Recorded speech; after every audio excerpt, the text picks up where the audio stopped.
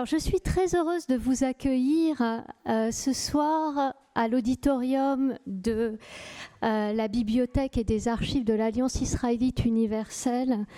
Je me présente, je suis Laure Politis, la nouvelle directrice de la bibliothèque. Nouvelle, pas tant que ça fait quand même quelques mois déjà. Avant toute chose, je souhaite vous transmettre les salutations de Dvorah Serao, la directrice générale de l'Alliance israélite universelle, qui regrette de ne pouvoir être là ce soir. Et je vous prie de vouloir l'en excuser. Alors, je tiens à remercier chaleureusement Madame Serao pour son soutien et pour avoir permis la mise en place de cette nouvelle programmation scientifique, culturelle et éducative à la Bibliothèque de l'Alliance israélite universelle. Je souhaite également remercier très sincèrement notre partenaire, la Société d'histoire des Juifs de Tunisie et son président, Claude Nataf. Ancien président, c'est vrai, depuis hier. Avec qui nous avons imaginé ce cycle de conférences quand même, Claude. Je tiens également à remercier Madame Nico, qui remplace Madame Valérie Hassan, qui devait initialement animer cette rencontre et qui a été retenue ce soir. Alors Madame Catherine Nico est professeure honoraire d'histoire contemporaine et donc c'est elle qui va animer, comme je l'ai dit, la conférence. Ce soir, nous avons donc deux conférenciers. Claude Nataf, qui nous montrera comment la création de la première école de l'Alliance en Tunisie s'inscrit dans un véritable projet d'émancipation. Puis Colette Zitnicki nous fera découvrir la figure de David Kazès, premier directeur de cette école et historien du judaïsme tunisien. Je voudrais aussi vous remercier, vous, d'être venus ce soir, malgré la chaleur. Votre présence témoigne de l'intérêt que suscite à la fois l'histoire des Juifs de Tunisie et les activités de la Bibliothèque de l'Alliance. Cette conférence s'inscrit dans un cycle qui est consacré à l'influence de l'action éducative de l'Alliance israélite universelle dans l'émancipation des Juifs de Tunisie. Nous avons souhaité aborder cette histoire à travers un fil conducteur qui est au cœur même de l'identité de l'Alliance, l'éducation. Car l'histoire de l'Alliance n'est pas seulement celle d'un réseau d'écoles, c'est aussi celle d'un projet intellectuel, culturel et humain qui a profondément transformé la vie de nombreuses communautés juives. Ce cycle propose ainsi d'explorer comment l'école de l'Alliance a contribué à l'évolution des savoirs, des parcours de vie, des pratiques sociales et de la citoyenneté dans la Tunisie du 19e et du 20e siècle. Cette première rencontre est consacrée à la période qui va de la création de la première école de l'Alliance en Tunisie jusqu'à la Première Guerre mondiale. Elle sera suivie le 19 octobre prochain d'une seconde conférence consacrée aux années 1920-1950 à peu près, qui abordera notamment l'action de l'Alliance pendant la Seconde Guerre mondiale et le rôle du sport dans les processus d'émancipation des Juifs de Tunisie. Ce cycle de conférences inaugure une nouvelle orientation de la programmation de la Bibliothèque de l'Alliance israélite universelle. Notre ambition est de mettre chaque année une communauté juive à l'honneur à travers les collections et les archives de la bibliothèque, en croisant les regards d'historiens, de chercheurs et de témoins. Il s'inscrit pleinement, ce cycle de conférences, dans la programmation scientifique, culturelle et éducative que la bibliothèque et les archives développent depuis quelques mois. Après les conférences consacrées au Marzor Vitry, la conférence d'études sur les Juifs italiens de Tunisie et la présentation des projets de modernisation de la bibliothèque de l'Alliance et des archives. Cette programmation continuera à s'enrichir dès la rentrée de septembre avec de nouvelles conférences, des études, des journées d'études, des expositions, des projets pédagogiques menés avec les écoles de l'Alliance et des rendez-vous autour de la mémoire familiale et des archives. Alors, je vais maintenant passer la parole à Catherine Nicot, qui introduira cette première soirée, et je vous souhaite une excellente conférence. Parce que c'est la première séance de cette série de conférences qu'on se penche sur les sources de l'Alliance en Tunisie, sur ses débuts, avec Colette Zitniki et Claude Nataf, mais dans l'ordre inverse pour l'ordre de passage. Et on va donc parler de la période de la création, mais en fait qui est précédée de toute une période de préparation, de difficultés depuis les années 1863, je crois, dont Claude Nataf va nous parler. Et cette première école a finalement été fondée, comme vous l'avez rappelé tout à l'heure, en 1878, c'est-à-dire 2-3 ans avant l'établissement du protectorat, ce qui est quand même assez remarquable. À ce moment-là, déjà, il existait un réseau un réseau assez modeste d'écoles de l'Alliance autour de la Méditerranée. La première école ayant été fondée au Maroc, à Tétouan, en 1862. D'autres écoles ont ouvert dans les années suivantes en Grèce, en Turquie, en Irak aussi, en Bulgarie. Et finalement, à la veille de la Première Guerre mondiale, l'Alliance comptait en Afrique du Nord, y compris en Libye, dans les Balkans, en Roumanie, en Turquie, en Égypte, au Levant ottoman, tout ça, tout un réseau scolaire qui comptait à peu près 42 000 élèves, dont un bon quart était situé au Maghreb. Bon, effectivement, je ne vais pas revenir sur le projet non plus de l'Alliance, qui dépasse singulièrement la scolarisation seulement des enfants. En tout cas, cette scolarisation est orientée par une vision qui consiste à fournir à ces enfants un métier, déjà, mais aussi une émancipation dans l'esprit de l'Alliance qui passait par une européanisation quelque part et une francisation pour certains aspects, notamment celui de la langue, qui était la langue d'enseignement de ces écoles. Et puis des valeurs, bien entendu, valeurs républicaines par excellence, et que l'Alliance pratiquait par ailleurs sur un plan politique en prenant la défense des Juifs opprimés dans certains secteurs géographiques et qui étaient victimes d'injustice. Alors, en ce qui concerne donc la Tunisie, c'est Claude Nataf qui va ouvrir le feu aujourd'hui. Elle va vous montrer en particulier, mais il va le faire très bien tout seul, que ça part d'une initiative locale. C'était un peu la loi du genre. Quelquefois, cette initiative locale était peut-être un peu suggérée, mais enfin, il fallait qu'il y ait une initiative locale, des efforts de la communauté manifestes pour se doter d'une école ou de plusieurs. Et ensuite, c'est l'Alliance qui relayait cette demande en demandant des autorisations officielles, etc. Claude Nataf, est-ce qu'il est vraiment besoin de le présenter? On a déjà dit qu'il n'est plus tout à fait... Mais on est dans une sorte de transition. Il a été son successeur à la tête de la CHJT a été élu hier. Il est donc vice-président.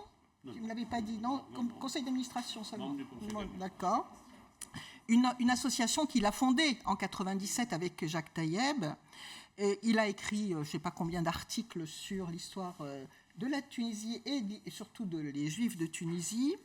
Et dont il a surtout édité des mémoires, des journaux intimes, des choses comme ça, avec un riche appareil critique. Et il a publié un ensemble de mes témoignages de choses diverses pour honorer la mémoire de Jacques Taïeb, d'abord, les mélanges à la mémoire de Jacques Taïeb.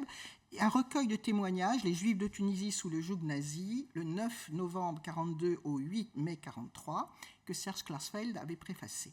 Donc je vais commencer par là. Claude, je te laisse la parole. Tu sais le temps dont tu disposes. 40 minutes maximum. Bien, merci d'abord Laure.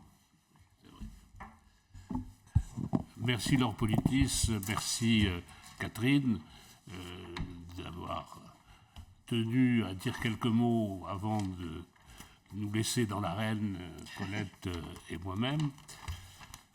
Et puisque je dois ouvrir le feu, ai-je besoin, après ce qui a été dit, de parler de l'alliance israélite et de ses buts? Vous êtes un public habitué à l'alliance. C'est en 1860 qu'un groupe de 7 jeunes, par l'âge le plus âgé, 38 ans je crois, fonde l'Alliance israélite universelle à Paris. Alors, on connaît tous le préambule. Si dispersés sur tous les points de la terre et mêlés aux nations, vous demeurez attachés de cœur à l'antique religion de vos pères, quelque faible d'ailleurs que soit le lien qui vous retienne. Si vous croyez que la liberté de conscience, cette vie de l'âme, n'est nulle part mieux sauvegardée pour tous les hommes que dans les États où les Juifs l'ont tout entière, si vous croyez qu'un grand nombre de vos coreligionnaires encore accablés par 20 siècles de misère, d'outrage et de proscription peuvent retrouver leur dignité d'homme, conquérir leur dignité de citoyen, si vous croyez que l'influence des principes de 89 est toute puissante dans le monde, que la loi qui en découle est une loi de justice, qu'il est à souhaiter que partout son esprit pénètre, et que l'exemple des peuples qui jouissent de l'égalité absolue des cultures constitue une force, si vous croyez toutes ces choses, Israélites du monde entier, venez, accordez-nous votre adhésion, votre concours, l'œuvre est grande et bénie peut-être, nous fondons l'Alliance israélite universelle. Donc, comme l'a dit dans son introduction Laure, fonder l'Alliance israélite universelle pour conquérir à l'émancipation des Juifs du monde entier. Et puisque nous, fondateurs de l'Alliance israélite universelle, nous sommes émancipés, et puisque nous avons fait les uns et les autres de brillantes études, deux normaliens, un polytechnicien, deux avocats, eh bien c'est par les études que naît l'émancipation. Et c'est en favorisant la scolarisation de nos coreligionnaires encore soumis à des persécutions ou à des discriminations que nous ferons leur émancipation. Donc ce qui est bon pour la France, pour les Israélites de France, est bon pour les Israélites du monde entier, et notre action passera au premier chef par la création d'écoles. Et très vite, l'Alliance s'intéresse à la Tunisie. Et très vite, un comité régional est créé sous la présidence d'un juif originaire de Marseille, Garcin, avec 7 membres, un Tunisien, un Italien et 4 Français. Et évidemment, le B, lorsqu'on lui demande l'autorisation de créer une école, demande qui est présentée, appuyée par le consul de France, le B refuse. Il déclare, c'est en 1865, qu'il sait ce qui est bon pour les Israélites, pour ces sujets israélites, qu'il ne permettra à personne de nationalité étrangère de s'occuper d'eux et de les prendre sous leur protection, et qu'il refuse la création d'une école en Tunisie. 1865, les choses sont claires, sont nettes. Jacques Taïeb pensait que ce refus du B avait été aussi appuyé par quelques notables de la communauté. C'était une présomption de sa part, il n'en avait pas la preuve, mais il disait c'est une présomption. Donc première tentative qui échoue. En 1875, le B nomme comme Premier ministre le général Kérédine, un ancien esclave circassien devenu notable de la cour médicale. Et Kérédine, qui a beaucoup voyagé en Europe, fonde un établissement scolaire moderne, le collège Sadiki, financé par une fondation à Bous et réservé aux musulmans. Le statut du collège Sadiki, il est réservé aux Tunisiens de religion musulmane. Et on enseigne, on fait venir des professeurs européens On enseigne les mathématiques, les langues vivantes, les sciences exactes. Et là, avec beaucoup d'intelligence, l'Alliance écrit à Crémieux, c'est Crémieux qui signe la lettre, écrit à Kérédine. Alors j'ai retrouvé ces lettres dans les archives tunisiennes. Elles ne sont pas, cher Laure, dans les archives de l'Alliance. Elles sont dans les archives nationales de Tunisie, signées par Crémieux, adressées à Kérédine. Et Crémieux félicite Kérédine de ce qu'il a fait en Tunisie pour les musulmans, dit que ça a entraîné une grande popularité autour de son nom, et qu'on espère qu'il voudra bien seconder les efforts de l'Alliance pour créer une école pareille pour les Israélites. Il est difficile à Kérédine de refuser de répondre favorablement. D'abord parce que c'est Crémieux lui-même qui écrit, qui signe. Alors, Crémieux, c'est un ministre, c'est un homme politique influent en France, qui est connu dans le monde entier. Donc Kérédine ne peut pas jeter ça aux orties. Et il laisse entendre que, oui, eh ben, d'accord, on autorisera, le B autorisera, sous certaines conditions, l'ouverture d'une école de l'Alliance. Alors il y a une tentative qui recommence en 1976, ça ne fonctionne pas très bien, et arrive à ce moment-là un personnage, le baron de Castelnuovo. C'est un juif livonnais, qui a reçu de Cavour le titre de baron et qui est médecin. Et il a été engagé par le B comme médecin. Et Castelnuovo voit tout de suite, il écrit qu'il est atterré par la misère de ces coreligionnaires de Tunisie. Il est informé du projet d'école, il se fait fort d'obtenir l'autorisation du B pour créer une école. Et il essaye, il entre en rapport avec Crémieux, il entre en rapport avec l'Alliance de Paris, il essaye de créer cette école, mais il s'aperçoit très vite qu'il y a un obstacle. Il ne pourra pas créer cette école sans l'appui du rabbinat. Car précédemment, dans d'autres pays, les écoles de l'Alliance se sont créées contre le rabbinat. Le rabbinat, dans tous les pays d'Orient, a tout fait pour empêcher l'Alliance d'intervenir. Donc Castelnuovo comprend qu'il lui faut d'abord l'accord du rabbinat. Et c'est là, il y a une rencontre entre Castelnuovo et un grand rabbin, qui n'est pas le grand rabbin de Tunisie encore, qui est le grand rabbin Eliaou Borgel, qui est très apprécié par les autorités, mais qui est en même temps féru de sciences modernes et de modernisme. Et qui a lui-même placé ses petits-enfants au collège de Carthage, qui est dirigé par le cardinal Lavigerie. Castelnuovo et le grand rabbin Borgel passent alors, et nous avons dans les archives des traces, ils passent un nombre infini de soirées dans la Hara, à aller de maison de rabbin en maison de rabbin, pour convaincre les rabbins de l'utilité de créer cette école. Et là, nous avons alors quelque chose d'unique, qui est spécifiquement tunisien. Il y a une convention, une déclaration des rabbins, tous les grands rabbins. Ils disent ceci. Lorsque le docteur, M. le baron Castelnuovo, fut élu président, il a remarqué que des imperfections existaient dans l'enseignement de nos frères israélites, que la plupart, ainsi que leurs enfants, n'ont formé ni orateurs, ni poètes, ni linguistes, ni ayant connaissance approfondie des langues européennes, de l'hébreu, de l'arabe. Ils ont compris aussi qu'ils n'avaient pas de connaissances mathématiques, qu'ils n'avaient pas formé d'ingénieurs, d'astronomes, de docteurs en médecine, d'avocats, de chimistes, de mécaniciens.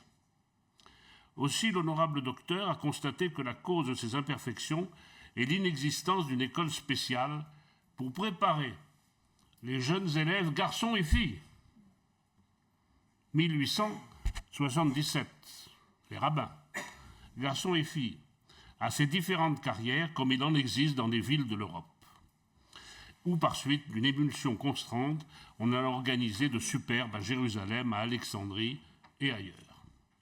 Ces constatations ayant causé une telle peine à l'honorable docteur, qu'il a résolu de fonder à Tunis une école normale qui serait construite nouvellement avec de grandes salles et des pièces spacieuses, où seraient admis tous les élèves des Talmuds et Torah et leurs familles, et les filles indigentes, les uns pour y apprendre la lecture et les éléments nécessaires pour pouvoir pratiquer leur religion et leurs croyances, les autres pour apprendre l'écriture, les mathématiques et les langues européennes, à un degré leur permettant d'occuper honorablement un rang social.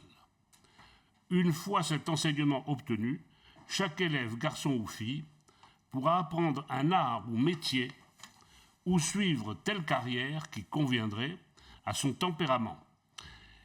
Alors, ici, faut tirer fait par des études spéciales. Les uns, celui qui a montré des aptitudes pour les sciences et les lettres deviendrait avocat, et celui qui a montré des préférences pour un art ou métier quelconque deviendrait un artiste ou un industriel parfait. Mais le docteur, ayant jugé qu'il ne pourrait atteindre le but qu'il se propose qu'au moyen de notre aide pécuniaire, en conséquence, nous, rabbins Soussini, avons décidé de l'encourager dans l'œuvre qu'il propose, et nous abandonnons les recettes normales de la communauté israélite tunisienne destinées à la caisse de Talmud Torah en faveur de la dite école. De plus, nous allouons à la dite œuvre un nouvel impôt que nous établissons perpétuellement et continuellement dans la communauté israélite tunisienne, consistant en la majoration d'une taxe, le caroub, par demi-kilo de viande sur le prix du cours de cette denrée. Cette taxe sera affectée aux besoins de l'école, par suite nous appelons pleinement, etc. Donc autrement dit, il y a une convention révolutionnaire, qui est signée entre le baron de Castelnuovo et les rabbins, le grand rabbin de Tunisie de l'époque, Abraham Agege, Chaim Borchel, Ben Zaken, Shalom Zarka, etc. Et les rabbins se déclarent d'accord avec les objectifs du baron, créer une école destinée à enseigner les études hébraïques, mais aussi les langues, les mathématiques, les sciences. Et pour ce faire, ils abandonnent les immeubles et les revenus des immeubles du Talmud et Torah, et ils créent un impôt de 20%, qui représente 20% des recettes de la communauté, des recettes de la caisse de bienfaisance. C'est révolutionnaire. Il n'y a qu'une communauté au monde qui a fait cela. Et c'est des rabbins qui parlent de l'enseignement pour les filles. Alors l'Alliance, à ce moment-là, voit que les choses sont en bonne voie. Elle envoie David Cazès en Tunisie. Colette vous en parlera tout à l'heure. Disons que c'est un homme jeune. Et David Cazès constate, il écrit à l'Alliance, l'enthousiasme de la population. Toute la population juive. Il va y avoir une école, il va y avoir une école, il va y avoir une école pour les juifs, il va y avoir une école israélite. Cazès écrit, ça tient du délire. J'espère que grâce à votre concours, je ferai entrer pleinement la Tunisie dans la voie de l'instruction.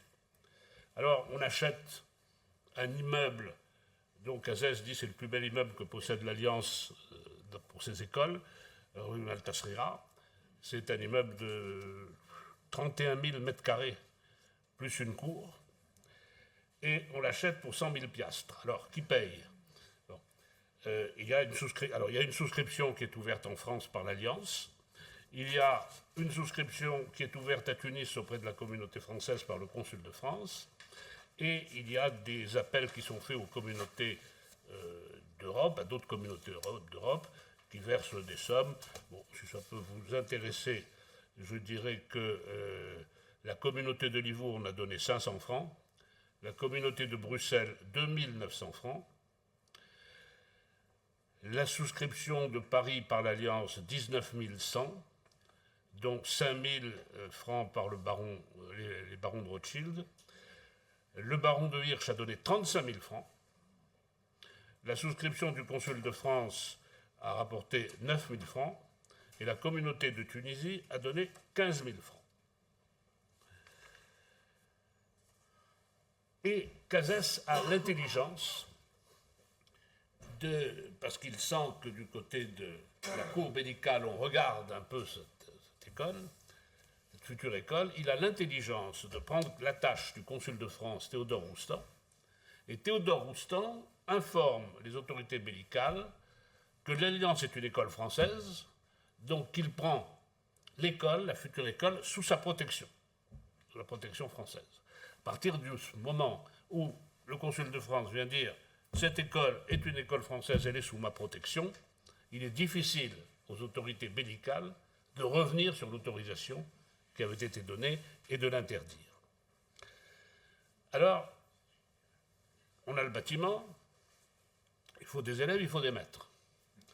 Alors les élèves, il y a un conflit entre les dirigeants locaux de Tunisie qui veulent que tous les enfants des Talmud et Torah soient scolarisés. Alors, qu'est-ce que c'est que les enfants des Talmud et Torah?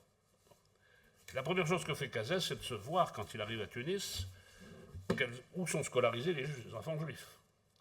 Je rappelle qu'à l'époque, les juifs n'ont pas le droit d'étudier l'arabe. Ils le parlent, mais ils n'ont pas le droit de l'écrire. C'est la langue sacrée, c'est la langue du Coran. Ils écrivent en hébreu, phonétiquement, mais ils l'écrivent en hébreu. Il y a quelques jeunes bourgeois juifs qui vont dans les écoles françaises ou italiennes, mais c'est une petite minorité. Et les autres vont dans ce qu'on appelle le Talmud Torah. Alors voilà Cazès décrit ce que c'est que ce Talmud Torah.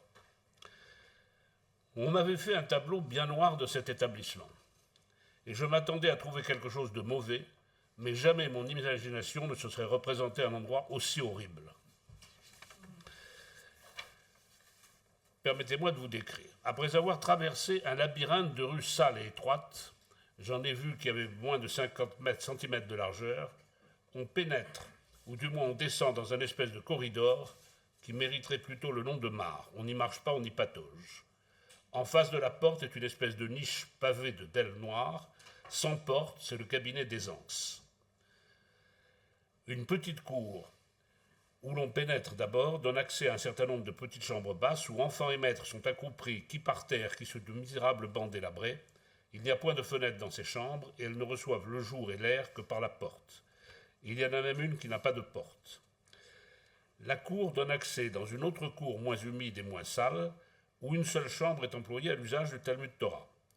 Le reste est habité par des familles tout à fait étrangères à l'établissement, si ce n'est qu'elles se servent de la même porte d'entrée. Dans la cour extérieure se trouve un puits découvert d'où on puise l'eau à l'aide d'une corde engagée dans la coulisse d'une poulie et soutenant un seau en bois à chaque extrémité. Les enfants, en entrant, prennent le seau, puisent de l'eau avec leurs mains, se lavent les pieds et vont s'asseoir. Je suppose qu'ils boivent du même système, car je n'ai vu dans l'établissement ni d'autres dépôts, ni même de gobelets. Dans un local aussi malpropre et aussi peu aéré, il est naturel que la santé des élèves soit altérée. Aussi, sur environ 1000 élèves qui fréquentent l'établissement, on compte 50 à 60% de malades. Telle est du moins l'appréciation approximative des rabbins, qui n'ont point de liste nominative et qui ne font point d'appel journalier. Ces pauvres enfants sont en général faibles, chétifs, malingres, on dirait presque des fantômes, si ce n'étaient leurs yeux qui manifestent une intelligence remarquable. Leurs habits sont généralement en mauvais état et en haillons. Il y en a beaucoup qui sont privés de fez et dont la tête est couverte d'un pan de leurs habits. Un grand nombre sont nu-pieds et ceux qui ont des souliers les enlèvent pour s'asseoir. On ne fait à ces enfants aucune distribution régulière d'habillement. Chaque jour à midi, on fournit du pain sec à ces enfants. Le samedi, les enfants vont de famille en famille pour recueillir un morceau de pain dans chaque maison.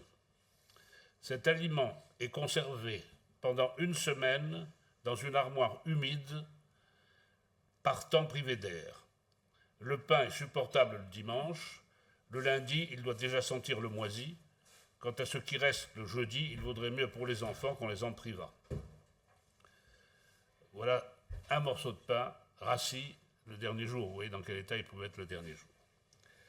Les élèves du Talmud Torah commencent à l'âge de 3 ans. Il n'y en a pas au-dessus de 12 ans. Pour toute discipline de la bastonnade, etc. L'instruction se borne à l'enseignement de la Torah. On commence par enseigner les lettres aux enfants. Les lettres sues, les élèves apprennent à épeler, et cela par une méthode bizarre et fort longue. Ils apprennent par cœur et récitent machinalement. Plus tard, on étudie la Bible. Tous les enfants chantent ensemble, le verset, etc. Et il dit, à côté, il y a le Talmud Torah Livournais, où il y a 170 élèves. Alors, C'est le même désordre, la même nullité pédagogique. La seule différence, c'est que le Talmud Torah livournais est un peu plus propre. Un peu plus propre, et on ne fournit pas du pain dans le Talmud Torah livournais, on ne fournit pas du pain, mais de temps en temps, on fournit une soupe. Voilà la description du Talmud Torah. Alors la communauté demande à l'Alliance de prendre tous ses élèves, ses 1000 élèves, de les faire entrer dans la future école de l'Alliance. Or, l'Alliance à Paris a décidé, bon, on va faire quelque chose, on veut une petite école, 400, 500 élèves maximum. Cazès outrepasse les instructions et il scolarise 1025 élèves, 875 pauvres et 150 payants. Et l'école est ouverte le 29 mai 1878. Alors, là encore, le premier jour, on fait passer une visite médicale. C'est Castelnuovo lui-même qui fait passer la visite médicale. Et Cazès décrit, il y a toutes les maladies. La teigne, le trachome, la tuberculose. Et 70% des enfants sont malades. Et la plupart sont rachitiques. Ils ne mangent pas. Alors, bon, on en parlera après. Les maîtres, alors au début, Cazès recrute sur place des maîtres qui sont français ou italiens. Et l'Alliance enverra en 1879 2 diplômés de l'ENIO et 4 ensuite. Et en 1881, lorsque le protectorat français sera instauré, l'armée mettra à la disposition du directeur de l'Alliance 2 troufions qui font leur service militaire, qui sont des enseignants professionnels, donc ils font service militaire comme affectés, enseignant à l'école de l'Alliance, et un maître de gymnastique également. Alors, qu'est-ce que fait Cazès? Bon, il prend ses 1025 élèves, il crée 2 sections. Une section française, où on enseigne le français, les programmes de la métropole, et une section un peu plus petite, italienne. À partir de l'établissement du protectorat, Cazès dit désormais enseignement uniquement en français, puisque c'est une école française qui doit suivre les programmes de l'éducation nationale française. Donc, on supprime la section italienne, ce qui entraînera une révolte de la communauté livournaise, mais l'italien est désormais enseigné comme une langue étrangère en 4e année d'école primaire. Action sociale, au début, Cazès est obligé de faire comme on faisait au Talmud Torah, on donne un morceau de pain aux enfants. La différence, c'est que c'est un morceau de pain frais. Il y a un accord avec un boulanger, on achète tous les jours du pain et on donne un morceau aux enfants. Mais il remarque que ces enfants, lorsqu'ils rentrent chez eux le soir, ils ont mangé le morceau de pain à l'Alliance, ils ne mangent pas le soir. Ils laissent la pauvre nourriture au reste de la famille. Donc l'Alliance, à partir de 1879, sert une soupe, en plus du morceau de pain, une soupe et un morceau de pain. On se charge aussi de donner à certains enfants un trousseau. Alors l'Alliance dit attention, il ne faut pas le mettre des chéchias et des... Non, Cazès se rassure. Donc c'est une jaquette, une casquette. Une casquette, c'est très important, ça fait français, une paire de chaussures. On les transforme. Cazès, lorsqu'il arrive aussi, il est plein d'enthousiasme. Alors il dit, bon, indépendamment de l'école, on va créer une école de filles, on va créer un asile, l'asile c'est l'école maternelle, on va créer un asile, on va créer une œuvre d'apprentissage, alors il faut que l'Alliance le freine, et même lui interdit, arrêtez doucement, vous avez mis dans votre état conformité avec le nombre d'élèves, vous allez arrêter, mais il essaye de faire, il crée l'œuvre d'apprentissage, c'est-à-dire ce sont des jeunes qui n'ont pas l'âge, sont plutôt plus âgés pour l'école. Alors on les place en apprentissage et on leur donne des cours de français, de mathématiques, de dessin, et on leur apprend à se servir d'un outil. Et ce sera en 1881, lorsqu'il y aura le protectorat, les premiers ouvriers des entreprises françaises en Tunisie. Et la scolarisation des filles commence en 1881, juste avant le protectorat, Et en 1882, il y a déjà 402 filles qui sont scolarisées. C'est montrer l'importance que la population juive de Tunisie attache à l'enseignement, attache à l'école. J'ai écrit que c'était une révolution, c'est une révolution. De voir ces familles qui se privent de leurs enfants pour les envoyer recevoir une éducation auquel les familles elles-mêmes ne comprennent rien. Alors, après, il y aura en 1880, il y a une école qui est créée à Mahdia, et en 1883, après le protectorat, une école à Sousse. Une remarque. Ça vous situera un peu le climat. Au bout de 2 ans, en 1881, l'Alliance est créée à Casès, mais vous nous envoyez des rapports sur ce qui se passe à l'école, c'est très bien. Mais les vacances, c'est quand? Ils sont quand en congé, ces enfants? Ils sont entrés à l'école au mois de mai, alors on a dit on les garde. Juin, juillet, août, il n'y a pas de vacances, c'est la première année. Et les autres années? Et Casès écrit, j'ai besoin de vacances. Mes collègues instituteurs ont besoin de vacances. Les enfants, peut-être, ont besoin de vacances. Mais si je les mets en vacances, ils n'auront rien à manger chez eux. Au moins ici, ils ont un morceau de pain et une soupe. C'est peu, mais voilà ce qu'ils ont.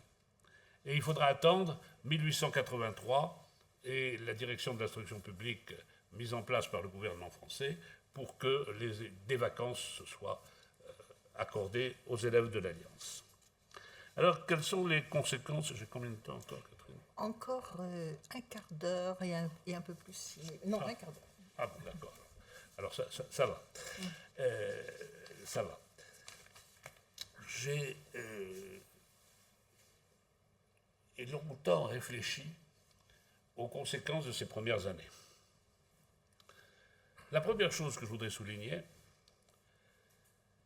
qui saute aux yeux, c'est le mélange des enfants tunisiens et livournais. C'est exceptionnel, c'est révolutionnaire. Casès y voit un moyen de supprimer la prétendue suprématie des Livournais et un pas vers une fusion des communautés, lorsque les élèves d'aujourd'hui seront devenus demain des dirigeants.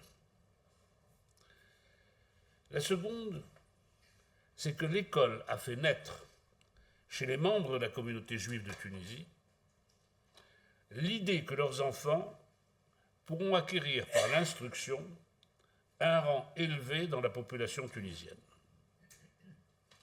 Ils ont compris qu'ils ne sont pas inférieurs à leurs concitoyens musulmans et que l'école est le moyen de leur émancipation. On souligne, tous les observateurs le remarquent, l'attachement des enfants à leur école. Ces enfants qu'on a arrachés à ce milieu que j'ai décrit, à cet électorat que j'ai décrit, sont vifs d'esprit. Tous les maîtres notent qu'ils sont avides d'apprendre et les inspections qui sont faites dans les années 83 par la direction de l'instruction publique montrent qu'il y a très peu d'absentéisme et très peu de défection. C'est à partir de 1889-90 que quelques élèves brillants de l'Alliance passent au lycée Carnot. Je donne des noms. Élie Borgel, petit-fils du grand rabbin Borgel, qui passe, brillant élève de l'Alliance, qui passe au lycée Carnot, mention très bien au baccalauréat en mathématiques, élève de l'école centrale, premier juif tunisien naturalisé français, en 1910. Le docteur Sialom, que beaucoup ont connu, qu'on appelait le médecin des pauvres, le médecin du ghetto, élève de l'Alliance israélite, alors lui, il passe au lycée Carnot après des classes de primaire supérieure. Et il rentre au lycée Carnot en 4e. Et il deviendra médecin de la faculté de Montpellier. Le docteur Hayat, brillant élève de l'école de l'Alliance israélite, qui passe en 6e au lycée Carnot, brillant élève au lycée Carnot, helléniste. Il obtient, le gouvernement français crée à ce moment-là, une bourse d'études pour 2 élèves pour pouvoir faire des études supérieures. C'est le docteur Hayat qui obtient la première bourse. Et toutes ces bourses, pendant quelques années, seront obtenues par des juifs tunisiens. Elles seront supprimées. Alors, à la suite de protestations de musulmans, Hayat sera un très brillant médecin. Donc voilà aussi que l'Alliance a formé des élites, des grands universitaires, qui ont occupé des professions éminentes, des places éminentes dans la société. Et cela entraîne une nouvelle vision de la population juive par les populations musulmanes et chrétiennes. Il y a un regard d'envie devant la scolarisation des pauvres. Car le collège Sadiki, qui est un très bon établissement scolaire, est réservé à une élite musulmane. C'est un collège payant, très cher, et ne peuvent y entrer que des enfants de grandes familles qui ont les moyens de payer les études là-bas. Quelques boursiers, mais c'est l'épiphénomène. Et les autres populations, musulmanes et chrétiennes, voient les Israélites se mêler aux préoccupations du siècle, demander pour leur jeunesse les lumières de l'instruction moderne, et ils voient aussi, et c'était très important, ils voient aussi à travers l'Alliance le judaïsme européen se préoccuper du sort des judaïsmes tunisiens. Et ils voient que le judaïsme tunisien n'est pas seul. Scolarisation des filles. 1883, 400 filles scolarisées. C'est une rupture d'importance avec la société juive traditionnelle où les enfants de sexe féminin demeuraient analphabètes. Et c'est la naissance alors d'une classe de femmes qui vont travailler après leur scolarité. Et c'est aussi la naissance d'une place différente de la femme dans le foyer. Parce que si la femme est instruite, si elle a reçu la même instruction que son mari, le ménage a vite des préoccupations communes, discute en commun. C'est un bouleversement par rapport à ce qu'était la société juive, où l'homme était le chef du ménage et c'était lui qui parlait. C'est aussi la naissance au sein de la population juive d'une nouvelle classe sociale, celle des employés. Beaucoup d'élèves de l'Alliance, ayant eu une instruction primaire supérieure, sont employés de banque, employés d'administration, clercs d'avocats. C'est une nouvelle classe, ce n'est pas la classe bourgeoise, ce n'est pas non plus le prolétariat. C'est une petite bourgeoisie, ce qu'on appelle une petite bourgeoisie. D'ailleurs, en 1888, 70% des employés de banque en Tunisie sont juifs. Mais aussi, à l'Alliance. On apprend le français, on apprend les mathématiques, on apprend... Très bien. On apprend la langue française, on apprend les auteurs français. On acquiert une culture. Mais on acquiert aussi quelque chose. C'est la Déclaration des droits de l'homme, que l'on fait répéter et apprendre par cœur aux enfants. D'où naissance, au sein de la population juive qui est passée par l'Alliance, d'une culture politique qui n'existait pas avant. Et contrairement à leurs parents, les enfants qui entrent à l'Alliance à partir de 1878 entrent dans un monde différent. Sortis de la dimitude, ils la refusent désormais et s'identifient à d'autres valeurs.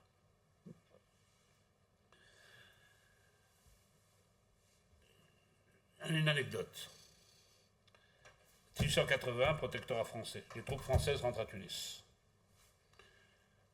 Le général Bédard va au Bardo, fait signer au B le traité du protectorat, et le consul de France offre une réception pour le général et son état-major. Et il faut chanter la Marseillaise, il faut une chorale. Ah, il y a une école, c'est l'école de Monseigneur Lavigerie, à Carthage. Mais Monseigneur Lavigerie n'a pas encore prononcé le toast d'Alger. La Marseillaise, c'est un chant séditieux. Donc à l'école de Monseigneur Lavigerie, on n'apprend pas la Marseillaise. Et où apprend-on la Marseillaise? Les Sœurs de Saint-Joseph, la même chose. Non. L'école italienne, question.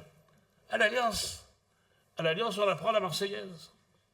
Et ce sont des petits écoliers de l'Alliance,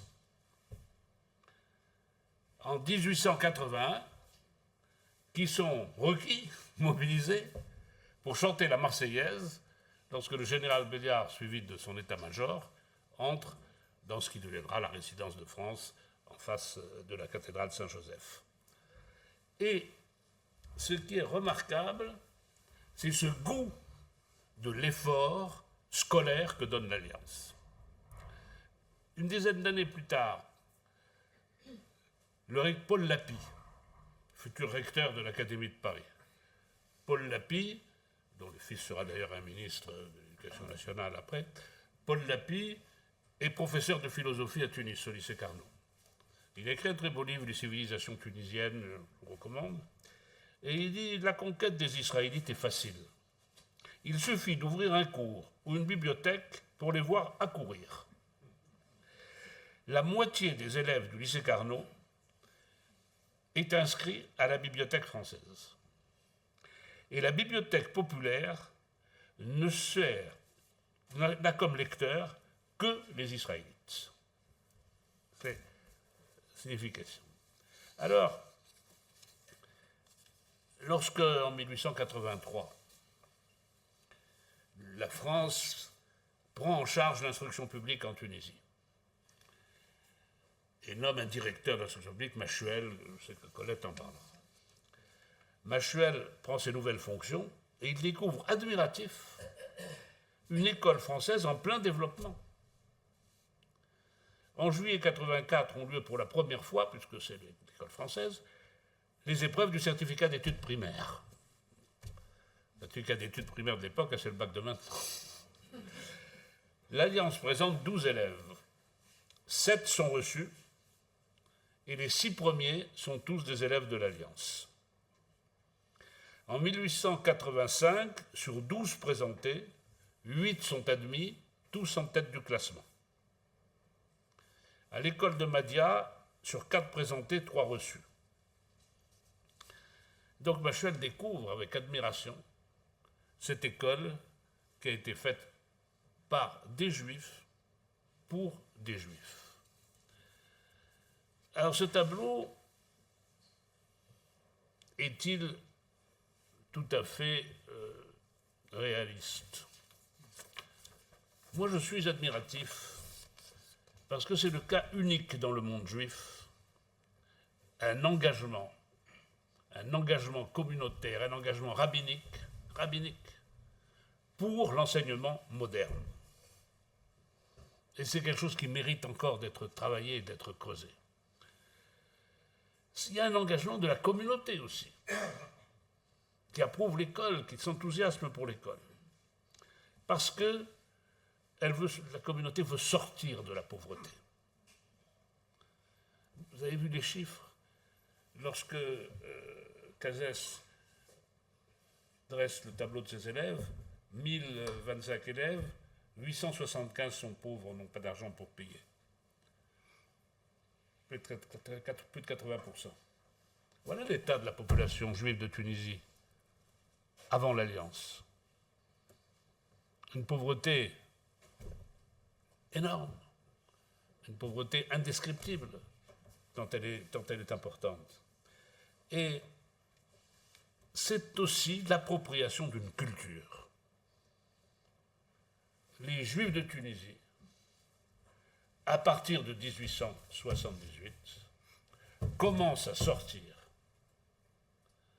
d'une ère ancienne, d'une culture ancienne, pour s'approprier avec un enthousiasme une autre culture. Je vous remercie.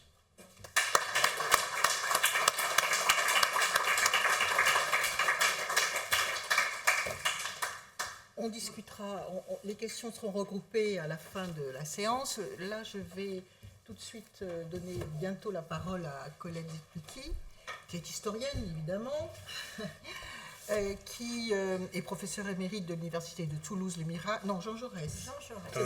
Ça a changé.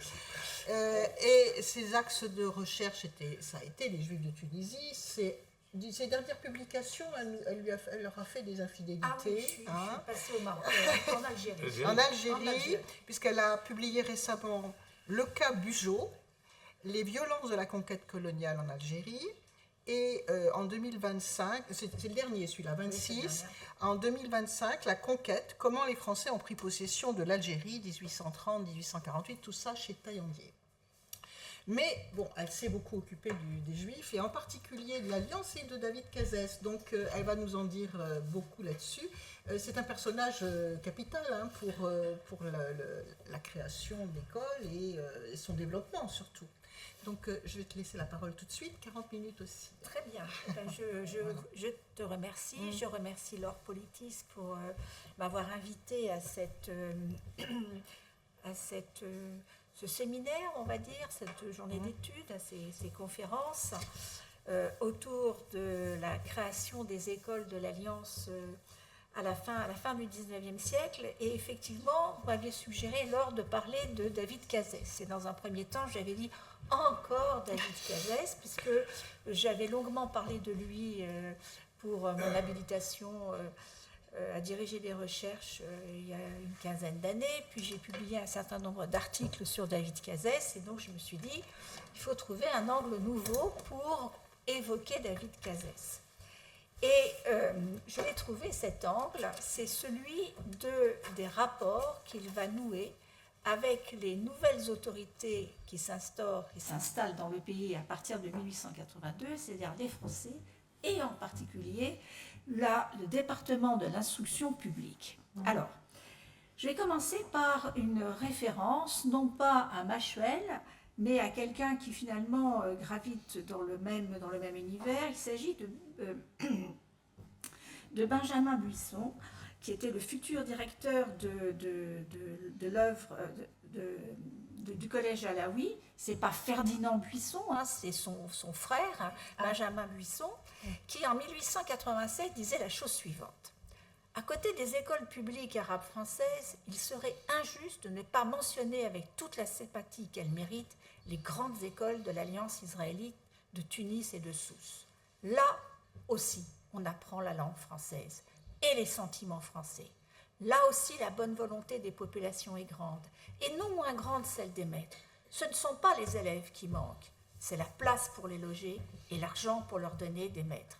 En attendant, quand on voit par exemple ce Cazès, le directeur de l'école de Tunis, se débattre énergiquement contre le succès même qui le déborde, s'ingénier à remplacer les maîtres qui manquent par des sous-maîtres, les sous-maîtres par des moniteurs, et se multiplier lui-même pour faire face à tout, on est partagé entre un sentiment d'admiration pour l'homme et un sentiment peut-être plus poignant encore,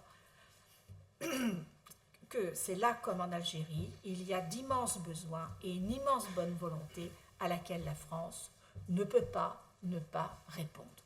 Telle est, en 1887, la vision donc d'un pédagogue français qui arrive en Tunisie, une vision à la fois sur les écoles de l'Alliance, sur Cazès lui-même, mais aussi sur l'œuvre à entreprendre, c'est-à-dire la scolarisation des enfants juifs en Tunisie. Et donc c'est là-dessus que je vais me focaliser, c'est en fait les rapports, et plus précisément le rôle de David Cazès dans l'intégration des écoles de l'AEU au sein du dispositif scolaire implanté par l'administration française du protectorat. Parce que, et c'est la première fois finalement que l'Alliance se trouve confrontée à une question fondamentale, comment trouver sa place dans un contexte colonial qui peut être amené à concurrencer sa propre œuvre, puisque les Français, nous le verrons, sont désireux d'ouvrir des écoles ouvertes à tous les enfants tunisiens, y compris juifs, et à les ouvrir à la modernité venue de France. Se pose ainsi la question de la spécificité du réseau scolaire de l'Alliance dans cette situation nouvelle. Faut-il se maintenir ou faut-il se fondre dans le réseau scolaire déployé par le protectorat? Ce sont autant de questions que s'est posé David Cazès, donc le premier directeur de l'école de l'Alliance à Tunis. Et dans cette intervention, donc, je me concentrerai sur cet aspect du travail entrepris par Cazès, celui de la négociation qu'il mène avec les autorités politiques du protectorat. Et il déploie dans cette activité un zèle assez remarquable. Vous avez compris que Cazès est une personnalité hors norme. C'est un homme très remarquable. En nouant des rapports étroits et parfois difficiles avec ces nouvelles autorités coloniales. Et puis, je me permettrai de terminer par une ébauche de réflexion sur le rôle historique de l'Alliance pour les Juifs méditerranéens. Un débat qui s'est instauré dès la création de l'institution et qui ne cesse jusqu'à nos jours. Peut-on parler pour ce rôle d'occidentalisation, de modernisation, ou comme certains de l'autre côté de l'Atlantique, de blanchiment des populations juives? Autant de termes sur lesquels je vais revenir très rapidement. Alors David Cazès, parce que finalement on vous en parle depuis tout à l'heure, mais on a laissé le suspense entier. Qui est-il? Ce n'est pas un Tunisien. Il est né en 1850 à Tétouan, dans un milieu de notables, et il fait partie de la première génération de garçons formés à l'ENIO. Il est passé par l'Alliance au Maroc et la première génération de l'école normale israélite orientale qui ouvre ses portes en 1867. On y formait là les futurs maîtres des écoles de l'AEU en leur dispensant un enseignement mixte des cours de culture juive, hébreu, histoire sainte, et aussi, ce qui était nécessaire pour enseigner, une préparation au brevet élémentaire. Et donc, au cours de ce séjour parisien, David Cazès s'imprègne de ce qu'on pourrait appeler la culture israélite à la française, et de là date son amour pour la France, que j'évoquerai tout à l'heure, et de l'Alliance aussi, que je vais développer par ailleurs. Donc, pour revenir à David Cazès, il a d'abord été nommé dans l'Empire ottoman, à Volo en 1869, puis à Smyrne en 1873, et il arrive donc à Tunis en 1878. Il y déploie, vous avez vu, une énergie fébrile, s'activant à inaugurer l'école en 1878, une école pour les filles, puis à Sousse, comment ? Madia avant Sousse. Madia avant Sousse, mais Madia, on verra qu'elle va être ensuite... voilà. Alors, la fonction de Cazès, on pourrait dire, c'est un directeur d'école, mais pas vraiment, pas seulement. Il est d'abord, je dirais, envoyé pour fonder tout un réseau d'écoles, puisqu'on a vu l'école de Tunis, l'école de Sousse, puis, enfin l'école de Madia, l'école de Sousse. Mais c'est aussi quelqu'un qui va s'occuper de plein de choses en même temps, puisqu'il va s'occuper aussi, à partir du moment où le protectorat s'installe en Tunisie, de la réorganisation communautaire, je n'y reviens pas, et donc de la négociation sur le statut des écoles de l'Alliance dans la Tunisie nouvelle. Et là, il va se révéler un négociateur habile. Et en même temps qu'il fait tout ça, d'ailleurs dans ses courriers, à un moment donné, le comité central de l'Alliance lui demande quel est son emploi du temps et il explique qu'il travaille comme un fou, puisqu'il travaille à l'école, il donne des cours, mais aussi à ses négociations, et en même temps, il travaille à son livre qui s'appelle « Essai sur l'histoire des Israélites de Tunisie ». Je vous donne le titre entier, on aimait bien au XIXe siècle ces titres à rallonge, depuis les temps les plus reculés jusqu'à l'établissement du protectorat de la France en Tunisie. Donc ouvrage qui commence, dit-il, dès qu'il arrive en Tunisie et qu'il fait paraître en 1888. Alors comme je l'ai dit tout à l'heure, pour bien comprendre l'œuvre de Cazès, il faut mettre en exergue sa sincère admiration pour la France et sa culture. Il ne cesse de rappeler cette culture, donc, qu'il ne cesse d'évoquer dans ses nombreux rapports qu'il envoie au comité central de l'Alliance. Et il ne cesse aussi de souligner le rôle émancipateur de la France. On l'a évoqué aussi tout à l'heure. Il dit, par exemple, d'ailleurs, alors à un moment donné, il faut convaincre l'Alliance de bouleverser un peu les programmes d'histoire, qui auparavant étaient des programmes d'histoire. Il y avait ce qu'on appelait l'histoire sainte, c'est-à-dire l'histoire des Hébreux, et puis ensuite l'histoire universelle, qui était en gros une histoire des différents peuples, mais très, très rapidement évoquée. Et à partir du moment où le protectorat s'instaure, il dit, pour pouvoir bien préparer les élèves au certificat d'études et aussi au brevet élémentaire, il faut donner plus de place à l'histoire. Et le comité central, mais il ne faut pas oublier l'histoire universelle, parce que nous sommes une alliance israélite universelle. Et alors finalement, Cazès, très habile, a l'argument massu. D'ailleurs, dit-il, la France a de tout temps pris une grande part aux événements de l'Europe, et son histoire est véritablement l'histoire du monde. De 732 à 1878, il ne s'est presque pas accompli dans le monde un événement de quelque importance où la France a joué un rôle, et le plus souvent prépondérant. Dès lors, un cours d'histoire de France, intelligemment fait, devient un cours d'histoire universelle. Et il remporte la victoire. Alors, dès 1880, Cazès, finalement, appelle de ses voeux la présence française et écrit au comité central qu'il va falloir s'y adapter. Il écrit donc en 1880 « À plusieurs reprises, j'ai eu l'honneur d'insister auprès de vous sur la nécessité de créer des écoles de l'Alliance en Tunisie. » Je vais tout de suite à la fin de la citation. Vous voyez donc en 1880, la conférence de Berlin a attribué l'influence française sur la Tunisie. C'est ce que rapporte Cazès dans son courrier. Et il termine en disant « Vous voyez qu'un changement important doit s'accomplir dans ce pays, dans un avenir très peu éloigné. Dans ce cas, toutes les écoles qui existeront dans ce pays seront proclamées communales. Les dépenses supportées par des budgets prévus et obligatoires, sous-entendu par la nouvelle autorité française qui s'installera.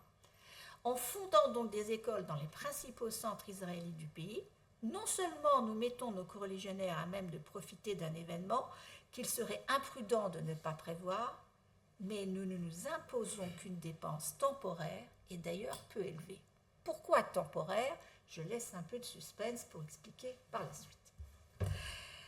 Et donc en 1881-1882 est instauré le protectorat en France. Et dès cette époque-là, il plaide, comme je l'ai dit tout à l'heure, auprès de l'administration de l'Alliance pour préparer les enfants au certificat d'études primaires et au brevet, ce qui est fait. Et puis dès cette époque-là, il commence à nouer des rapports avec les autorités du protectorat.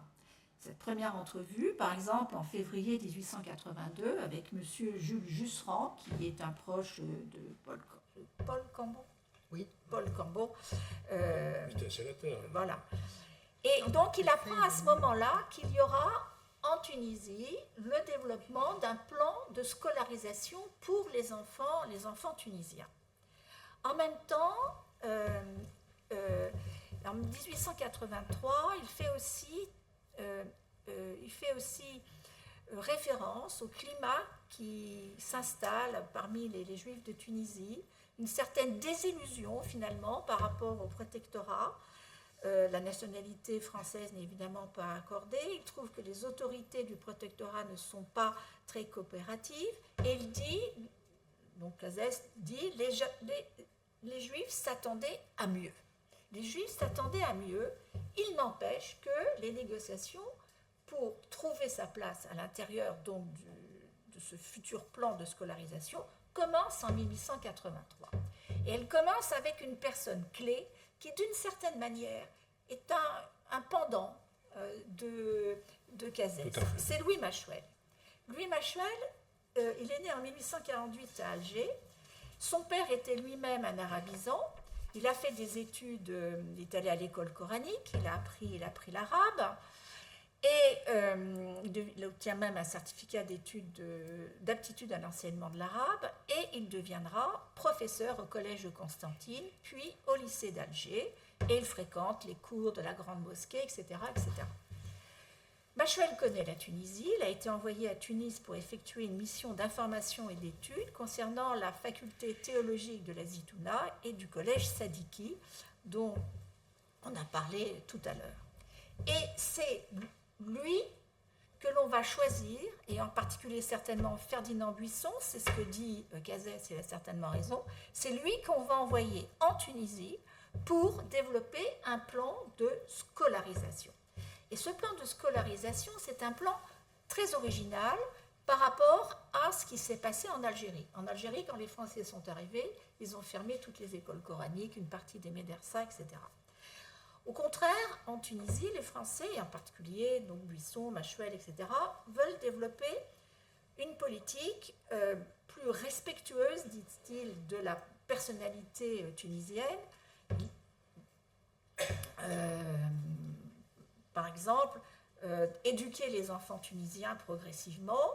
Et c'est ainsi qu'est créé en 1884 le collège Alaoui, qui est un collège en fait d'école normale, où sont formés des instituteurs français, mais formés aussi à l'arabe, capables ensuite d'enseigner en Tunisie. Et puis, le projet aussi, mais j'y reviendrai par la suite, est de développer des écoles où seraient scolarisés les enfants musulmans, chrétiens, si je puis dire, et juifs, et aussi de reprendre dans le giron de l'instruction publique les écoles qui ont déjà été créées, comme celle du cardinal Lavigerie et comme l'Alliance israélite. Vous voyez, ce sont des projets qui peuvent rentrer en contradiction avec la création de l'Alliance qui a été des écoles de l'Alliance qui ont été fondées en 1878.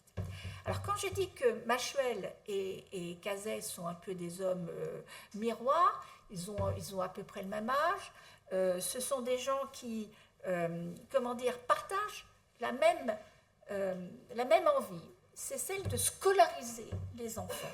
Que ce soit alors pour Machuel, les enfants arabes principalement, les enfants tunisiens, mais aussi les enfants juifs, si je puis dire, et pour Cazès, effectivement, on a compris les enfants juifs. Alors, entre les deux hommes, on ne sait pas exactement, j'ai cherché dans les courriers, la correspondance de Cazès, quels pouvaient être ses rapports avec Machuel, il en parle très très souvent. Il le rencontre, je ne dirais pas tous les mois, mais presque. Il note la cordialité que Machuel lui témoigne. Ça peut être quand même des rapports assez intimes, puisqu'il dit à un moment donné que Madame Machuel est venue rendre visite à la sœur de Cazès, qui à ce moment-là vit avec Cazès à Tunis, etc.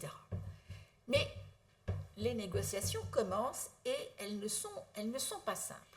Sur place, donc en Tunisie, vous avez Machuel et Cazès qui discutent, mais en arrière-plan, vous avez les autorités de chacun de ces hommes, c'est-à-dire l'Alliance représentée par son comité central, et aussi pour Machuel, le résident et le ministère des Affaires étrangères. Et vous allez voir que si parfois l'accord peut se faire entre les deux hommes, ça peut coincer par ailleurs.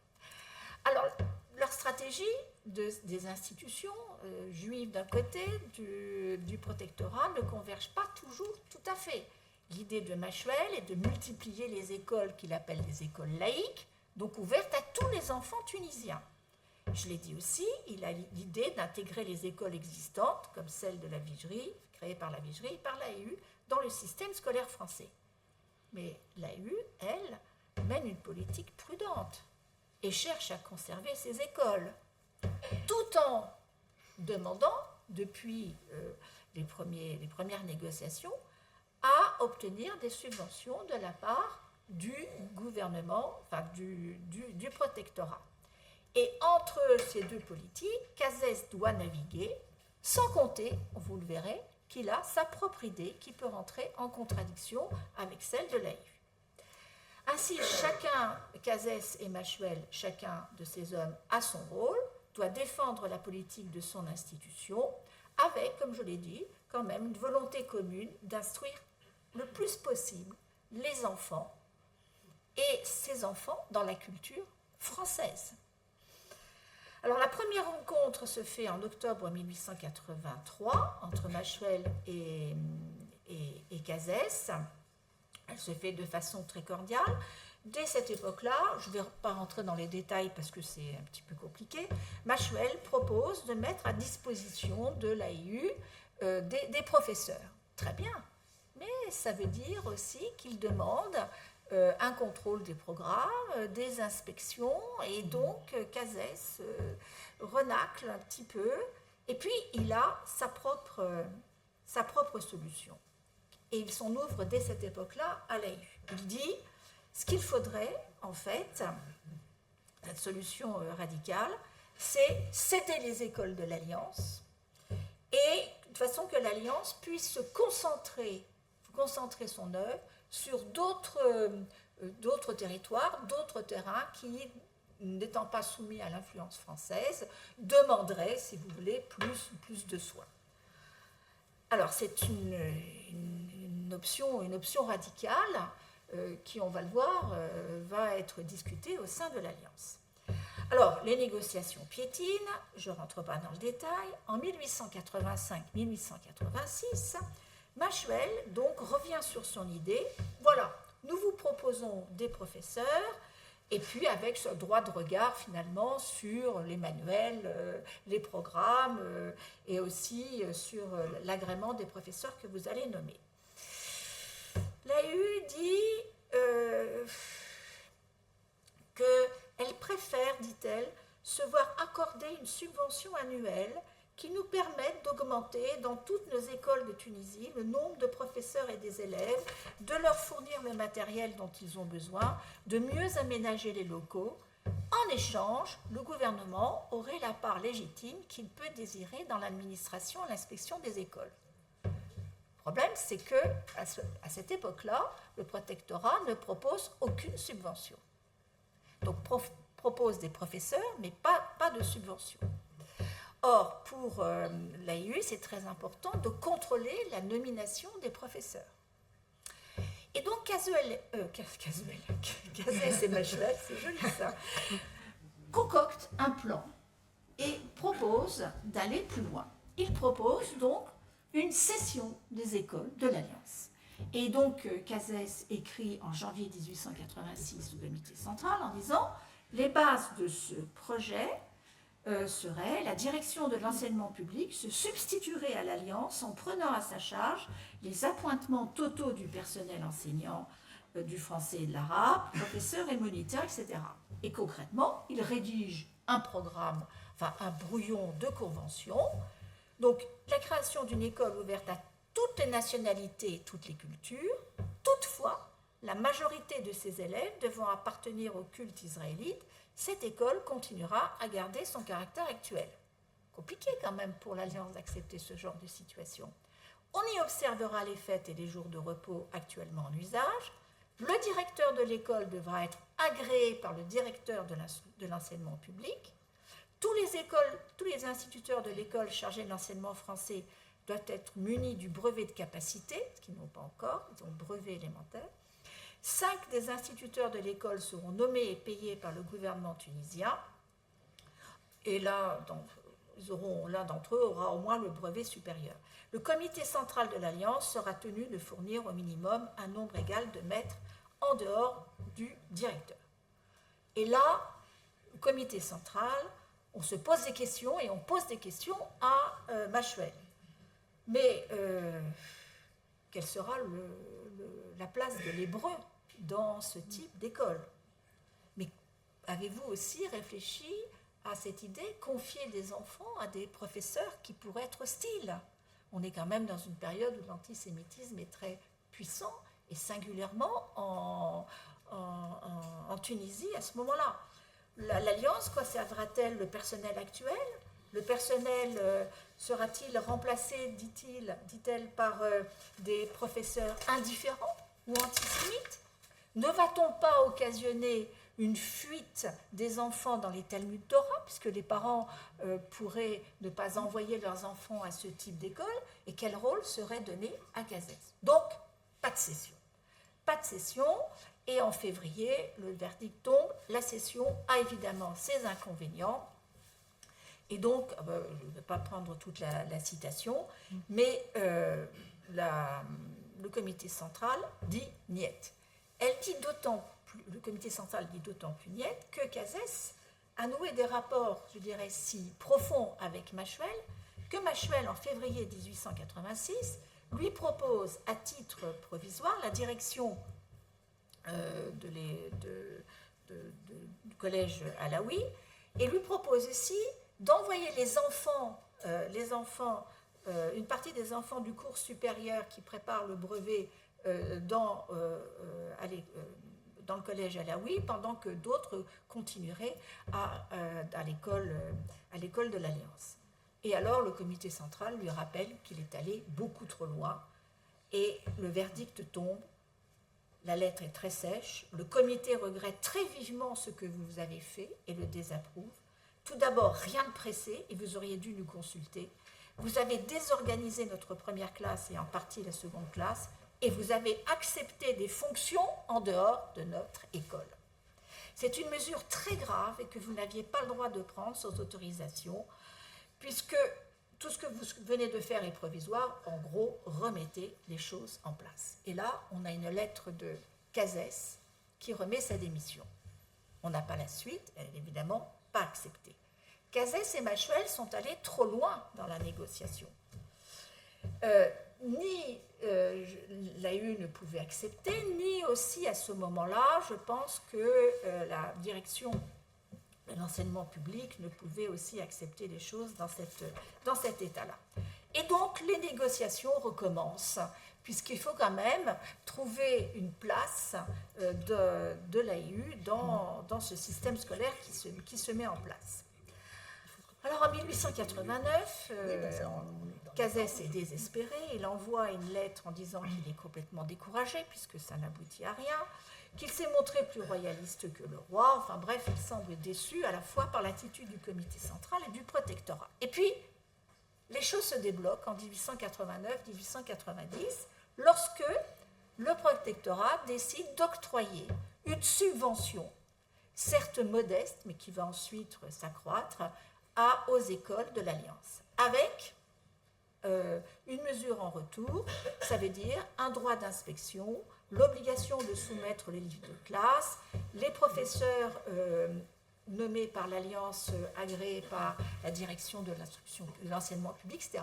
On voit donc comment, finalement, s'intègre cette école de l'Alliance, non pas par la session, si je puis dire, mais par une sorte de modus vivendi où le protectorat finance très modestement les écoles de l'Alliance, tout en exerçant un contrôle sur l'enseignement, et en particulier l'enseignement, ce qu'on appelait les matières laïques.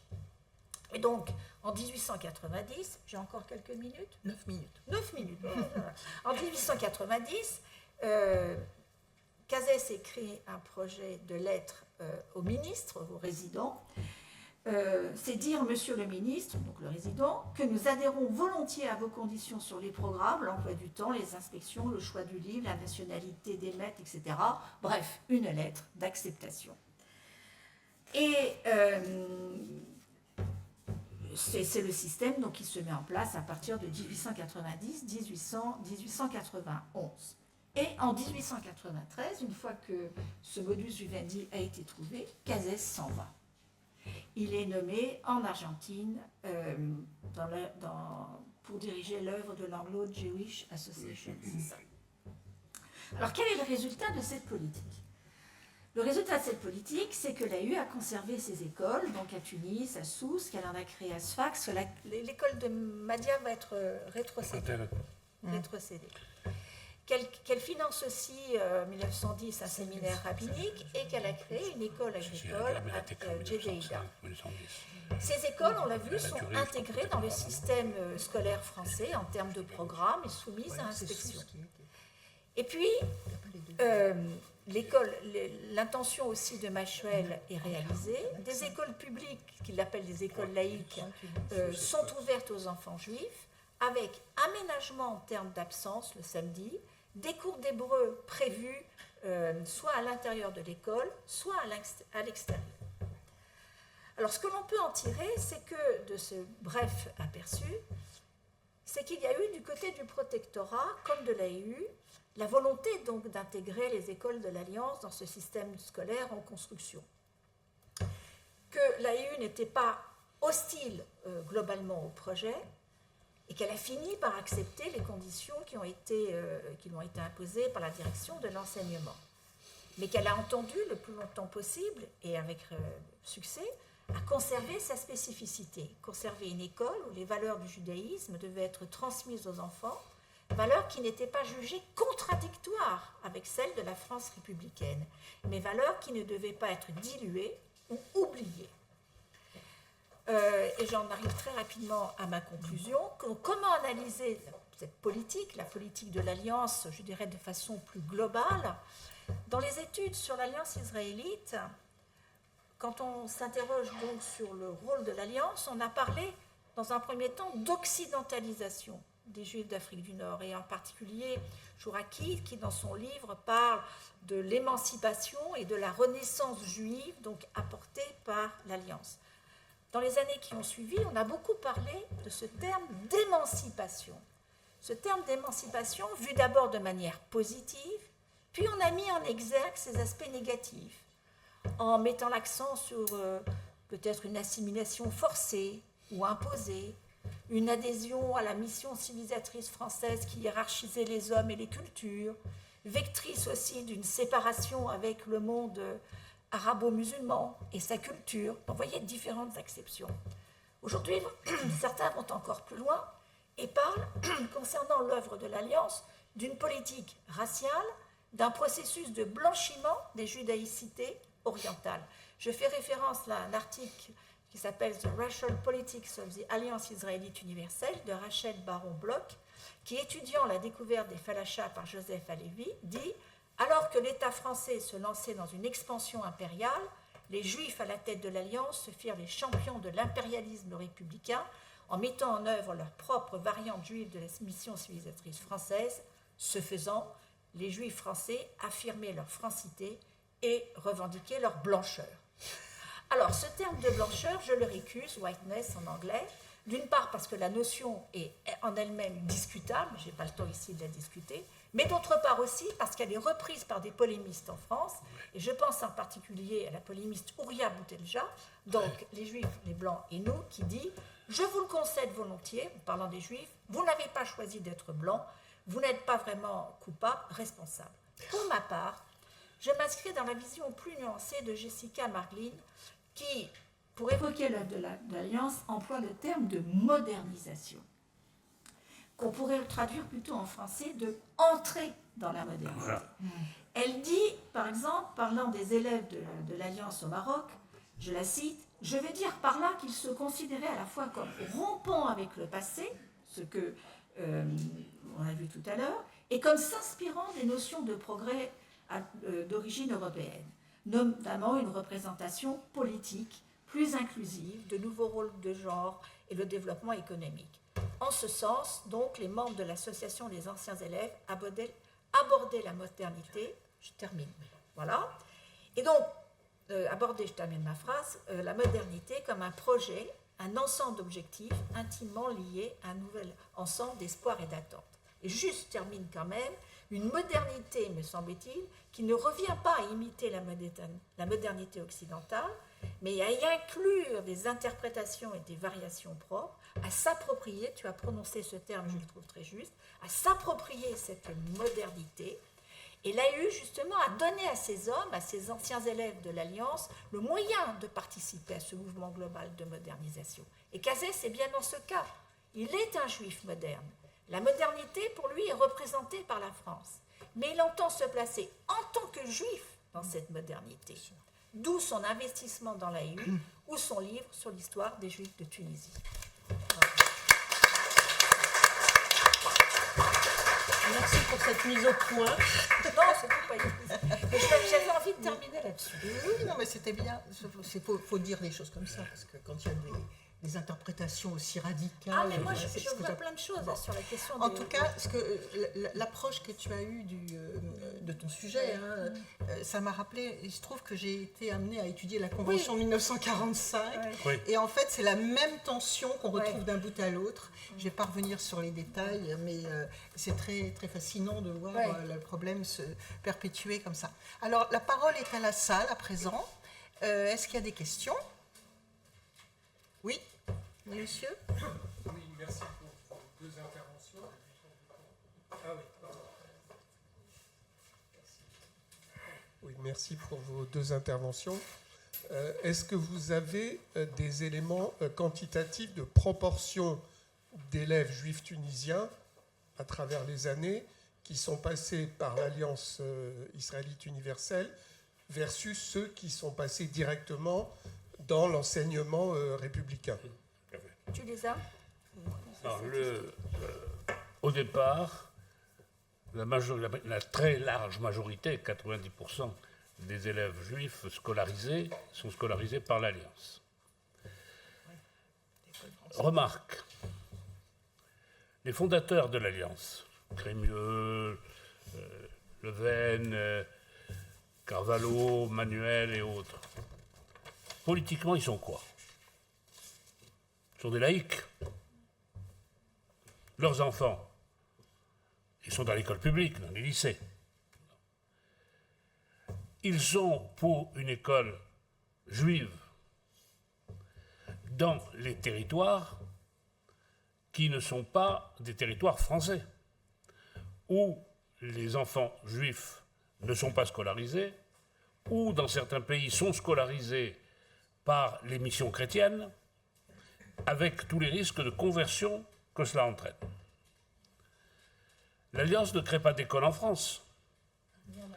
Elle crée des écoles dans l'Afrique du Nord, avec l'exception de l'Algérie.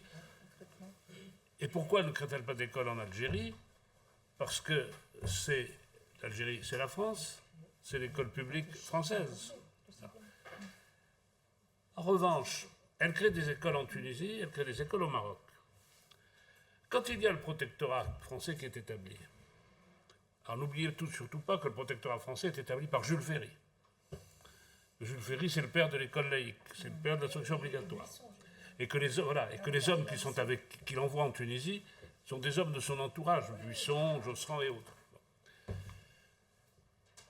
Donc, lorsque la France décide de créer une direction de l'instruction publique, elle prend en charge par la Convention de la Marsa, ce qui n'était pas prévu par le traité du Bardo, elle prend en charge l'instruction publique en Tunisie. À partir de 1883, l'Alliance se demande, est-ce qu'on a encore à faire quelque chose en Tunisie? On va... Cazès dit, Cazès demandait, on va céder les écoles. Bon, il faut se concentrer sur le Maroc. Alors sur le Maroc, on développe beaucoup les écoles, parce que le Maroc, le protectorat français, c'est en 1912. Donc c'est 30 ans plus tard. Mais c'est l'Alliance de Paris qui réagit. Qui dit à Cazès, est-ce que vous croyez que l'état social de la population juive permettrait que les enfants juifs soient scolarisés, tous scolarisés à l'école laïque? Est-ce que la population, parce que ces enfants vont travailler le samedi, parce qu'ils n'auront pas de nourriture cachère à l'école, parce qu'ils n'auront pas de congé pour les fêtes religieuses, est-ce que les parents ne vont pas les déscolariser à ce moment-là? Et si nous partons, est-ce que ce n'est pas plutôt notre mission de rester pour les maintenir dans l'école, pour les maintenir dans la scolarité? Voilà pourquoi l'Alliance de Paris donne des consignes à Cazès de résister aux tentatives de céder les écoles à Machuel, comme le demande ce dernier. Alors, qu'est-ce qui se passe à partir de 1883, quand les écoles publiques sont créées en Tunisie, sans distinction, les écoles publiques sont ouvertes à tout le monde, tous les Tunisiens peuvent aller à l'école publique. Les Juifs se précipitent en masse, les musulmans n'y vont pas. Individus très peu, pour d'autres raisons. Mais les Juifs se précipitent en masse vers les établissements d'enseignement public français parce qu'ils se disent il y a l'Alliance, mais c'est meilleur que l'Alliance. Alors en 1914, 50% des élèves juifs sont scolarisés à l'Alliance, 50% des élèves juifs sont scolarisés dans l'enseignement public. Après la guerre de 14, à partir de 1920, c'est 70%, 30%. Et c'est 70% dans l'école publique, 30% dans l'école à l'Alliance. Et ça se rétrécit comme une peau de chagrin. Alors, qui va à l'Alliance après 1914, après 1919 ben, d'une part, des enfants dont les parents sont très religieux et qui veulent que leurs enfants aient une scolarisation, mais qui n'aillent pas à l'école le samedi, qui n'aillent pas à l'école pour les fêtes religieuses, et des enfants dont les parents sont pauvres, très pauvres, et qui ont peur de l'enseignement public pour les fréquentations, le milieu, la civilisation. L'Alliance sera, à partir de 1920, en Tunisie, le conservatoire du judaïsme. Contrairement à ce qu'elle a été ailleurs, où elle est présentée comme un organe de déjudaïsation, l'Alliance maintient une population scolaire attachée à la loi juive, attachée à la religion. C'est tout ce paradoxe de la Tunisie. Je vous remercie de votre question, parce que c'est passionnant, cette différence de l'Alliance. Oui, monsieur? C'est peut-être complémentaire à la première question. Alors, merci beaucoup. J'ai trouvé ça vraiment très intéressant. Et puis, ça m'a donné des idées. Je suis écrivain et peut-être que je viendrai vous voir. On discutera de ça. En fait, je voulais savoir, avant 1880, est-ce qu'on a une idée de la proportion des Juifs qui n'étaient pas analphabètes, donc avant l'instauration de l'Alliance? Qu'est-ce que vous appelez analphabète? Alors, analphabète par rapport aux Français, parce que... oui.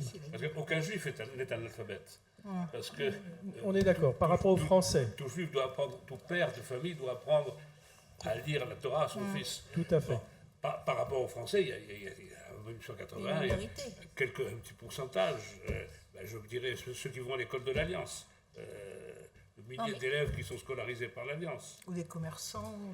Quelques commerçants, c'est tout. Quelques pourcents, donc. Merci pour cette réponse. Notre question? Oui, et Philippe derrière. Une question. Les rabbins n'ont pas tous adhéré à l'idée de l'installation de l'Alliance. Et il me semble que dans certaines communes ou îles, enfin je pense à l'île de Djerba, mais je ne sais pas s'il y a d'autres endroits en Tunisie notamment, les parents étaient menacés de REREM. Alors est-ce que c'est exact déjà? Est-ce que alors c'était aussi a priori le cas au Maroc, et qu'est-il devenu de ces enfants? Je pense qu'ils ont continué le Talmud Torah, ou qu'est-ce qui s'est passé dans ces villes et ou emplacements de Tunisie? Je peux vous parler de Djerba. Je pense que c'est à cela que vous pensiez d'ailleurs. Parce que dans d'autres villes de Tunisie, je n'ai pas souvenir d'avoir relevé dans les archives des résistances rabbiniques à la scolarisation, au contraire. Il n'y avait pas d'école de l'Alliance pour d'autres raisons, parce qu'on a parlé de l'école de Mahdia tout à l'heure. Bon, c'est un notable de la communauté de Mahdia qui avait remis un local pour créer une école. Et puis l'Alliance s'est vite aperçue que la communauté de Mahdia avait peu d'enfants. C'est une toute petite communauté, donc on ne pouvait pas maintenir une école pour un nombre très réduit d'enfants. Et le bâtiment a été transféré à l'assistance publique, à la direction de l'instruction publique. Non, c'est à Djerba. Alors, moi je voudrais revisiter d'ailleurs ce leitmotiv. On dit toujours les Juifs de Djerba ont refusé l'école. Bon. Alors, c'est vrai que quand Cazès a créé l'école à Tunis, il a fait une visite à Djerba. Bon, on n'a pas été bien accueilli, ou peut-être pas bien compris. Ensuite, il y a eu des tentatives, mais ces tentatives, c'est beaucoup plus tard. C'est en 1905, par Rouziel, en 1910, et c'est celle de 1910 qui est importante. Il y a eu un refus des autorités rabbiniques, effectivement, parce qu'ils disaient que les enfants n'apprendraient plus l'hébreu, et puis surtout pour des raisons économiques. Parce que l'enfant, c'était pour le père, qui était commerçant, qui était bijoutier, c'était un petit apprenti, un petit aide. Il aidait au travail du père. Donc s'il allait à l'école, il ne travaillait plus, le père. Il ne pouvait plus travailler. D'où ce refus, qui était plutôt un refus des parents qu'un refus des autorités rabbiniques. Il n'y a pas eu de réhem, il n'y a pas eu de réhem. En 1910, Ouziel, qui était le successeur de Cazès, qui était directeur de l'école de l'Alliance, s'est rendu, à la suite d'ailleurs d'une visite à Djerba de Salomon Renak, le grand Salomon Renak, qui était membre du comité central de l'Alliance, qui avait été effrayé par la misère et par l'inculture des enfants. Ouziel s'est rendu à Djerba et il a réussi à convaincre un certain nombre de personnes d'accepter l'école de l'Alliance. Ils leur ont demandé de garanties que ça ne coûterait rien à la communauté de Djerba et que le local soit un local choisi par eux, mais avec un loyer qui serait payé par l'Alliance. Bon, c'est quoi Ouziel a accepté. Il y a eu une réunion qui s'est tenue dans une maison privée, je crois, ou dans les bureaux de la communauté. Ouziel était là avec un certain nombre de leaders de la communauté de Djerba, et à la fin de la séance, il était 11h, 11h30, Ouziel les avait convaincus. Tout était réglé. Il y avait quelques opposants, mais la majorité était pour.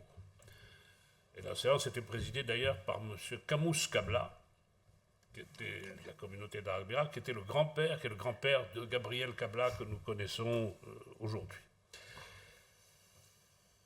Et au moment de passer au vote, un membre de l'Assemblée, qui était opposant à l'école, a dit « Écoutez, il est tard, il faut qu'on aille déjeuner, pour qu'on en parle entre nous, on va voter cet après-midi. » Kamous Kabla, qui présidait l'Assemblée, a dit « Non, on vote tout de suite. » Et Ouziel a dit qu'il ne voulait pas brusquer les choses, qu'il avait dit « Bon, ça y est, j'ai gagné la partie. » Il a dit « Non, on votera l'après-midi. » Ils sont sortis, et les opposants sont allés voir les rabbins, en disant c'est la catastrophe, il y a une majorité qui accepte l'école. Et les rabbins ont menacé, mais il n'y a pas eu de réem, ils ont menacé de sanctions divines ceux qui acceptaient l'école. Donc ils sont retournés à 2h à la réunion, il y a eu un vote, et la majorité s'est prononcée contre l'école. Et Ouziel est reparti gros-jean. Il y a eu encore une tentative dans les années 20, mais c'est autre chose, mais il n'y a pas eu de réel. Très bien. On a juste le temps de la dernière... Excusez-moi, mais quelqu'un va demander la parole, Philippe Boukhara, et je pense que ça sera la dernière question parce qu'il faut qu'on libère la salle à 20h. Oui, deux petites remarques simplement. On a parlé tout à l'heure du fait que les écoles de l'Alliance faisaient envie au milieu, aux certaines élites musulmanes, parce que par la qualité donc de ce qui était proposé. Et ce qui est assez frappant, c'est qu'au Maroc, au fur et à mesure que la communauté a rétréci, l'Alliance a réussi à garder ses écoles ouvertes jusqu'à aujourd'hui, en accueillant beaucoup d'enfants des élites musulmanes justement marocaines qui sont très contents de scolariser leurs enfants dans les écoles de l'Alliance. Alors il reste une minorité d'enfants juifs dans des écoles juives, et ça fonctionne. Et on a même certains de ces élèves musulmans qui apprennent l'hébreu. Ils ne sont pas obligés, mais ils sont contents d'apprendre l'hébreu et d'apprendre des choses sur le judaïsme. Et comme par hasard, le Maroc est un pays qui a une attitude par rapport aux juifs et au judaïsme très différente de la moyenne des pays arabes et musulmans. Et là, ma deuxième remarque, c'est qu'il y a un célèbre rabbin séfarade qui a beaucoup encouragé l'éducation moderne et notamment l'éducation des jeunes filles. C'était le Rav Ouziel, qui a été grand rabbin de l'État d'Israël, grand rabbin séfarade d'Israël en 1948. Mais déjà, pendant plusieurs décennies, il a milité pour l'ouverture de la société juive séfarade à l'éducation moderne, y compris pour les filles. Et notamment en 1920, il est réputé pour avoir défendu le droit de vote des femmes juives en Eretz Israël contre l'avis du Rav Kook, grand rabbin ashkénaze. Donc, dernière chose, dans le même ordre d'idée, Il y a un célèbre éducateur séfarade lié à l'Alliance israélite, qui est Nissim Béar, qui a dirigé l'école de Jérusalem, et c'est grâce à lui que Ben Yehuda a pu amorcer l'enseignement de l'hébreu moderne. Or, Nissim Béar va partir aux États-Unis après avoir travaillé à Jérusalem pour l'Alliance, et il a joué un rôle énorme aux États-Unis pour la promotion de l'éducation juive moderne aux États-Unis. C'est très intéressant. C'est un séfarade donc d'Orient, mais qui a joué un rôle très intéressant dans la grande communauté juive américaine pour organiser des réseaux bien structurés d'éducation juive, quoi. Mais voilà, tout ça est lié à l'Alliance, et je voulais faire ces deux petites remarques. Très bien, merci. Juste un petit mot sur l'envie que pouvaient susciter les écoles de l'Alliance parmi les élites musulmanes. Je nuancerai un peu, puisque en Tunisie, vous avez des élites musulmanes qui sont en formation à cette époque-là, qui sortent de l'école Sadiki, qu'on va appeler au début du XXe siècle les jeunes Tunisiens, et qui finalement entrent aussi dans la modernité selon un processus qui est assez semblable, toutes choses étant égales par ailleurs, à ce que connaissent les jeunes juifs. C'est-à-dire que l'influence française joue un rôle important. Évidemment, les juifs tunisiens, disons, à cette époque-là, ne refusent pas encore tout à fait la domination française et demandent un élargissement des droits politiques, mais voilà, donc il y a une élite musulmane, une élite tunisienne qui est importante, qui s'affirme et qui va s'affirmer politiquement. Très bien, merci beaucoup. Merci à tout le monde de votre attention. Désolée de ne pas pu avoir donné la parole.